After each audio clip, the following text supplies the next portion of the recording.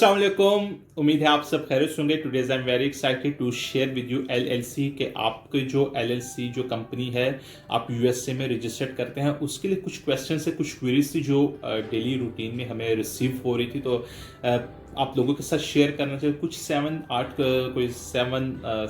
कह दिया, कुछ 7-8 क्वेश्चंस हैं जिनको बहुत ज़्यादा रिसीव हो रहे थे, तो मैंने अभी आप लोगों के लिए उनको डिस्क्राइब कर रखा है। यहाँ पे कंप्यूटर स्क्रीन में अपने पास नोट कर रखा है कि कौन कौन से ऐसे क्वेश्चन थे जो वो डेली रूटीन में पूछे जा रहे थे। बहुत सी लोगों के क्वेश्चन से उनको सॉल्व कैसे किया जाए, तो उसके ऊपर वीडियो बनानी बहुत ज़रूरी थी। तो अभी एक एक क्वेश्चन करके हम आप लोगों के साथ शेयर करने वाले हैं कि जो क्वेश्चन थे वो क्या थे। तो अभी हम देखते हैं यहाँ पे, तो स्क्रीन आपको शो नहीं होगी, मैं जस्ट आपको दिखा रहा हूँ जिसमें नोट कर रहा हूँ। यहाँ पे पहला क्वेश्चन ये था कि can I open an LLC, कि मैं अपनी जो कंपनी है वो उससे रजिस्टर्ड कर सकता हूँ यूएसए में अगर विदाउट एनी रिलेटिव्स। तो बिल्कुल आप कर सकते हैं, इसका बड़ा सा यस है। आप अपनी कंपनी रजिस्टर्ड कर सकते हैं यूएसए में, इजीली है, वेरी इजीली है। जस्ट आपको एक एजेंट की ज़रूरत होती है और उसके बाद रजिस्टर्ड एजेंट की आईआरएस में जो रजिस्टर्ड हो, और उसके बाद आपको यहाँ पे जो सेकंड है आपको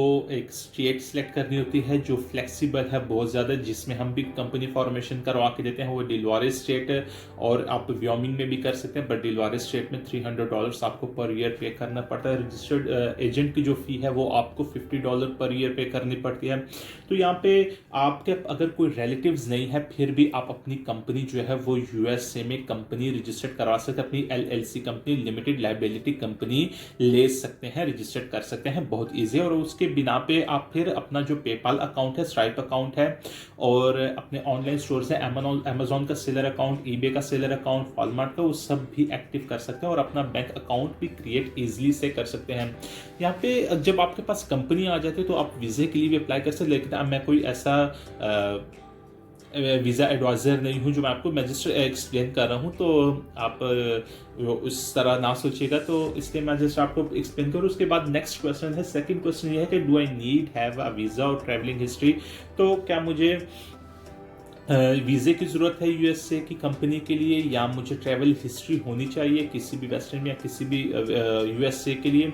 तो यहाँ पे आपको किसी ना तो वीज़े की ज़रूरत है फर्स्ट ऑफ ऑल, और ना आपको ट्रैवलिंग हिस्ट्री चाहिए आपकी एलएलसी कंपनी रजिस्ट्रेशन करवाने के लिए। ये पूरा रिमोटली होता है, बिल्कुल रजिस्टर्ड एजेंट से आप करवा सकते हैं। अगर आपके किसी और से अगर हमारी सर्विस लेना चाहते हो तो अवेलेबल है।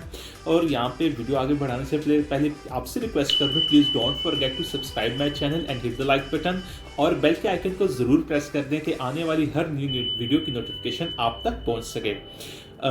तो अभी चलते हैं नेक्स्ट क्वेश्चन पे। क्वेश्चन नंबर 3 है, can you open an LLC and Pakistani passport. तो क्या मैं पाकिस्तानी पासपोर्ट पे अपनी जो एलएलसी कंपनी है उससे रजिस्टर्ड करवा सकता हूँ, ओपन कर सकता हूँ। तो बिल्कुल आप अपनी कंपनी जो है अपने पाकिस्तानी पासपोर्ट पे ही रजिस्टर्ड करेंगे, क्योंकि वही, और अगर आपने EIN नंबर या ITN लेना होगा तब भी आपको अपना पाकिस्तानी पासपोर्ट ही सबमिट करने की जरूरत है।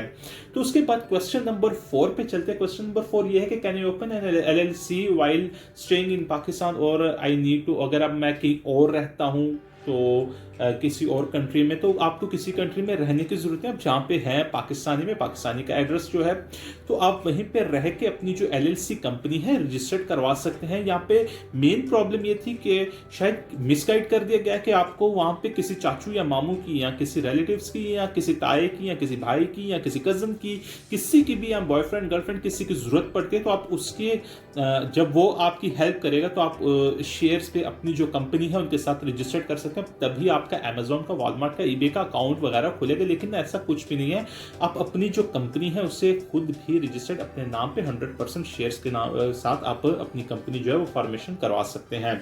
उसके बाद यहाँ पे जो नेक्स्ट क्वेश्चन है, क्वेश्चन नंबर 5 है कि एलएलसी के लिए जो पर ईयर फी है वो है, यानी पर ईयर आपको अपनी कंपनी एक्टिव करने के लिए स्टेट में, अब स्टेट बाय स्टेट डिपेंड करता है। जैसे डिलवारे स्टेट जो है वो $300 चार्ज करती है और $50 एजेंट की फ़ी होती है।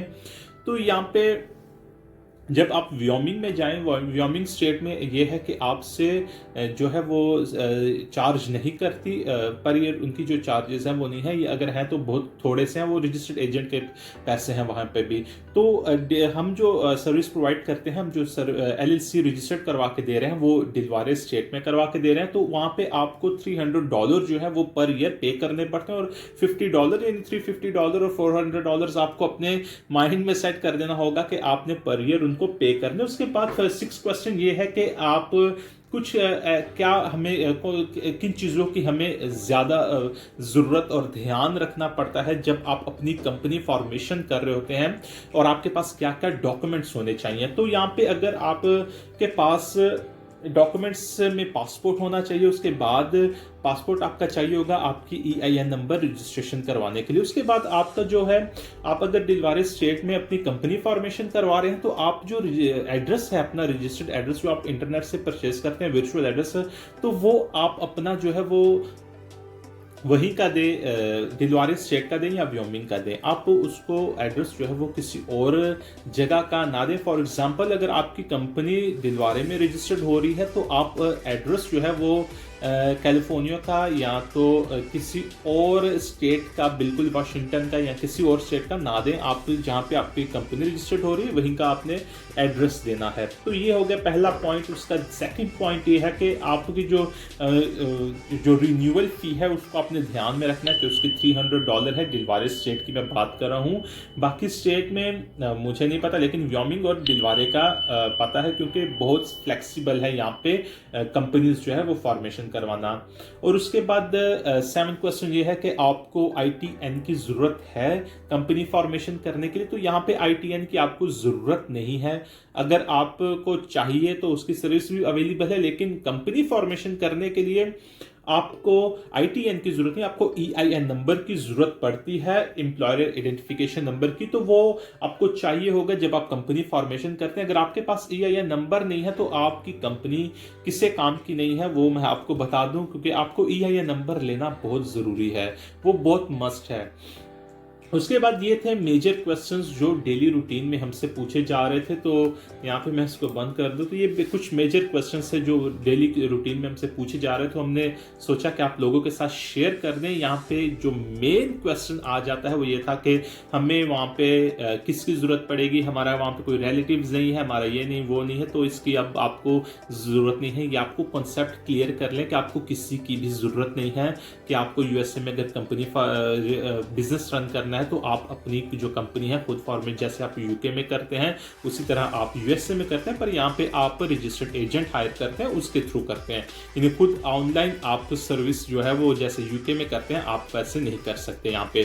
तो उम्मीद है ये वीडियो आप लोगों के लिए हेल्पफुल रही होगी। Please don't forget to subscribe my channel and hit the like button, और ये वीडियो उन दोस्तों के साथ ज़रूर शेयर करें जो USA में अपनी कंपनी फॉर्मेशन करना चाह रहे हैं, अपना जो सेटअप है उसे वहाँ पे लगाना चाह रहे हैं और अपने बिजनेस को रन करना चाह रहे हैं, चाहे वो Amazon हो, eBay हो, Shopify हो, लीगल एंटिटी लेना चाह रहे हैं और फिर अपनी ऑनलाइन अर्निंग स्टार्ट करना चाह रहे हैं, चाहे वो एफिलिएट मार्केटिंग से रिलेटेड हो, आपके दोस्त या कजन्स या कोई भी है, तो ये वीडियो उनके साथ ज़रूर शेयर करें। उम्मीद है ये वीडियो आप लोगों के लिए हेल्पफुल रही होगी। Please don't forget to subscribe my channel.